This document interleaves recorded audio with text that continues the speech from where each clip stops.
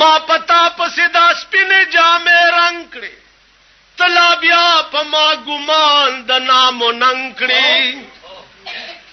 ما پتا پسې دا سپینې جامې رنگ کړې تلا بیا په ما ګمان د نامو ننګ کړې اس اثر دې په سنگین خاطرو نشو که هر سو می مسلې در پسې لنګ کړې تو پا عشقی علما دروغجن بولا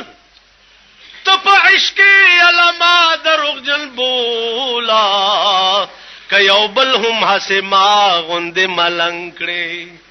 عاشقین معشوقی تسپین لار دا تدا سپین لار و ما و تا گڑنگ کری